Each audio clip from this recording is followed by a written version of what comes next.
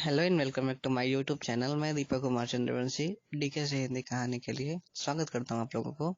आज फाइनली मेरा रुद्राली पार्ट 8 आ चुका है, तो जाइए वीडियो को वॉच कीजिए और देखिए। मेरा वीडियो अच्छा लगे तो वीडियो को लाइक कीजिएगा और शेयर कीजिएगा फ्रेंड्स एंड फैमिली के साथ। कमेंट करें कैसा लग रहा है और कैसी कहानी चाहिए आप लोगों को। तो बस वीडियो को स्टार्ट करते हैं ज़्यादा देर न लगाते हुए। वीडियो धन्यवाद। रुद्राली पार्ट 8 रुद्राली से मुलाकात। मुंबई से काफी दूर एक दूसरी जगह, भीमपुर गांव, एक गांव जैसा इलाका। कुछ बच्चे मिट्टी में खेल रहे थे। वहां काफी दूर किनारे पर ट्रेन की पटरी बिछी हुई थी। उस पर रेलगाड़ी के आने का शोर हुआ और कुछ देर बाद रेल पटरियों से गुजरने लगी। ट्रेन को देखकर मिट्टी में खेलते हुए सारे बच्चे जोर जोर से चिल्लाने लगे और उछलने लगे। वे सब ट्रेन के पीछे भाग रहे थे। उन बच्चों में एक बड़ी लड़की भी थी जो बच्चों के साथ उस ट्रेन के पीछे भाग रही थी। ट्रेन चली गई और वो लड़की सभी बच्चों के साथ मिलकर कूदने और खेलने लगी। उस लड़की के कपड़ों और चेहरे पर मिट्टी सनी थी। फिर उसने पानी से अपना चेहरा धोया। डॉट डॉट और उसका चांद सा चेहरा नजर आने लगा। बड़ी और काली आंखें, गोरा चेहरा, मोतियों जैसे दांत और होठों पर खिली शरारती मुस्कान। वो लड़की खुदा की इनायत जैसी लग रही थी। सर के ऊपर साफ नीला आसमान था। वो लड़की बच्चों के साथ पानी भरे नहर में छपाक छपाक करती खेल रही थी। मौसम पर भी शायद उसका खुमार चढ़ा हुआ था। वो बच्चों के साथ बच्ची बनकर नाच रही थी। इसी तरह वो सभी नाच रहे थे, तभी किसी ने जोर से आवाज लगाई, रुद्राली। वो लड़की पलट गई और किसी को अपनी तरफ आते देख बच्चों से कहा, भागो भागो भागो। सारे बच्चे भाग गए। उसके बाद एक देहाती ढंग से साड़ी पहनी हुई एक औरत सामने आई और उस लड़की के कसकर कान मरोड़ दिए। फिर कहा, कहाँ थी तू? हम पूरा गांव खोज लिए। डॉट विस्मयादिबोधक चिन्ह। सारा दिन छोटा छोटा बच्चा के साथ उछलकूद करने में शर्म नहीं आता है? उस औरत ने डांटते हुए कहा। रुद्राली चिल्लाती हुई बोली, आह काकी, मेरा कान तो छोड़ो। डॉट दुख रहा है। उस औरत ने रुद्रा के कान छोड़ दिए। फिर दोबारा उसे गुस्से से घूरने लगी। वो सर झुकाए खड़ी थी। काकी गुस्से में बोली, कहाँ गई थी तू? हमने तुझको काम दिया था कि खेतों में जाकर गोबर हटाना है। डॉट वो किया। रुद्राली ने जल्दी से जीभ काटी और धीरे से काकी की तरफ देखकर बोली, भूल गई काकी। काकी ने खा जाने वाली नजरों से उसे देखा और कहा, ना तो तेरे से गोबर उठाया जाता है, ना भैंसन को धुलवाही जाती है, अरे तू किसी भी काम की है भी? डॉट विस्मयादिबोधक चिन्ह। रुद्राली, अभी जाती हूँ अभी जाती हूँ, कहते हुए वो भाग निकली। काकी ने चिल्लाते हुए कहा, काम खत्म करने के बाद घर वापस आ जाना, ये नहीं आवारा लड़कों के साथ कंचे खेलने बैठ जाए। रुद्राली ने जाते जाते आवाज लगाई, अच्छा। रुद्राली खेत में थी और एक लोहे की कड़ाही में गोबर उठा रही थी। उसके दोस्त बच्चों ने कहा, रुद्राली दीदी गोबर साफ करके कैसा लग रहा है? रुद्राली बोली, मजा आ रहा है बेटा, आजा तू भी मेरे साथ गोबर साफ कर ले।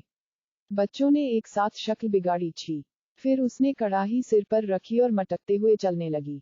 डॉट उसे देखकर गांव की एक दूसरी लड़की ने कहा, आय हाय, अदाएं तो कटरीना जैसी हैं।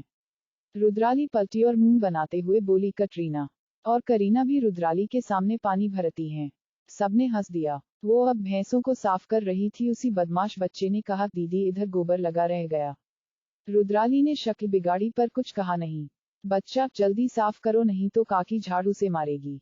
रुद्राली ने आंखें तरेरते हुए कहा, चुप हो जा वरना काकी तो मुझे बाद में मारेगी, मगर उससे पहले मैं तुझे भस्म कर दूंगी। वो बच्चा और उसके साथी हंसने लगे। रुद्राली, हंस लो बेटा हंस लो, भूल गए हो ना कि मैं किसकी बेटी हूँ? एक छोटी बच्ची ने मुस्कुराकर कहा, दीदी मुझे पता है तुम शिव की पुत्री हो। रुद्राली मुस्कुरा दी। रुद्राली, एक अल्हड़ सी लड़की, अपने ही मौज में रहती थी, किसी बात की चिंता नहीं, हमेशा हंसती रहती। गांव भर में उसके जैसी लड़की दूसरी नहीं थी। अल्हड़पन इतना कि पूछो मत, लेकिन खूबसूरत भी इतनी थी कि कोई एक बार देखता तो देखता रह जाता। उसका रंग रूप ईश्वर ने अपने हाथों से तराशा था। मगर गांव में वो अपनी खूबसूरती के अलावा एक और चीज से प्रसिद्ध थी। सभी उसे शिव की बेटी मानते थे। कारण ये था कि उसका जन्म महाशिवरात्रि के दिन हुआ था और गांव में उसकी पहली किलकारी गूंजते ही बारिश शुरू हो गई थी। 3 साल से सूखे पड़े गांव में अचानक उसके आ जाने से बारिश शुरू हो गई। इस वजह से गांव वालों ने उसे चमत्कार स्वरूपा मान लिया और नाम दे दिया रुद्राली, मतलब शिव का अंश। जब वो छोटी थी तब उसे देवी की तरह रखा जाता था, फिर बड़े होते होते तक उसके साथ सामान्य बच्चों की तरह व्यवहार करने लगे और अब तो वो साधारण लड़की की तरह जीती। मगर गांव के आधे लोग और मंदिर के पुजारी रुद्राली को आज भी देवी मानते थे, पर उसे ये मान सम्मान सिर्फ शिवरात्रि के दिन मिलता और बाकी के दिनों में उसकी आवारा उछलकूद देखकर सब उससे दूर ही रहते। मगर इतनी प्यारी और चंचल लड़की की जिंदगी में भी एक दुख था। वो अनाथ थी। वो 12 वर्ष की थी जब उसके माता पिता गुजर गए। काफी दिनों तक रुद्राली अपने माँ बाप को याद करके रोती रही थी। तब मंदिर के पुजारी ने इसे संभाला। उसी वक्त गांव के बाहर से भी कुछ शिव भक्त आए हुए थे और रुद्राली के साथ उनकी अच्छी जम गई थी। 2 वर्षों तक रुद्राली उन्हीं लोगों के साथ रही, फिर कुछ रिश्तेदारों के पास चली गई। वो काका काकी के घर पर रहने लगी। गांव वाले इसे शिव का अंश मानते थे, इस वजह से काका और काकी ने अपने घर में जगह दी थी, वरना रुद्राली उनके लिए एक बोझ की तरह थी जिसे वो किसी भी तरह बस अपनी जिंदगी से निकालना चाहते थे। रुद्राली खेतों का काम निपटा कर घर पहुंची। काकी अपनी बेटियों को दुलार दे रही थी। रुद्राली ये देखकर मुस्कुरा दी। उसे अपनी माँ की याद आ गई। बचपन में उसकी माँ उसे भी इसी तरह प्यार करती थी। वो बीती बातें याद ही कर रही थी, तभी कानों में काकी अनुपमा वर्णवाल एव की कर्कश आवाज सुनाई पड़ी। आ गई महारानी। रुद्राली ने मुस्कुराना बंद कर दिया और धीरे से बोली, जी काकी। काकी ये सब कहाँ रखना है? रुद्राली ने पूछा। काकी अरे वहीं पर रख देना। हर रोज इस लड़की को समझाना पड़ता है, राम जाने कब अकल आएगी। गांव वाले इसे शक्ति स्वरूपा मानते हैं, लेकिन 2 पैसे का भी दिमाग नहीं है लड़की में। महाशिवरात्रि के दिन क्या पैदा हो गई, सभी इसे शिव का अंश मान बैठे। इतना ही शक्ति है तो अपना माँ बाप को काहे नहीं बचा सकी? काकी बोलती जा रही थी। रुद्राली अंदर चली गई। काकी की कही सारी बातें उसे तकलीफ दे रही थी। रुद्राली का इस दुनिया में कोई नहीं था, काकी के घर रहना उसकी मजबूरी थी। मगर हर गुजरते दिन के साथ इस घर में गाए बगाहे उसे ये एहसास दिला दिया जाता था कि वो एक बोझ है यहाँ।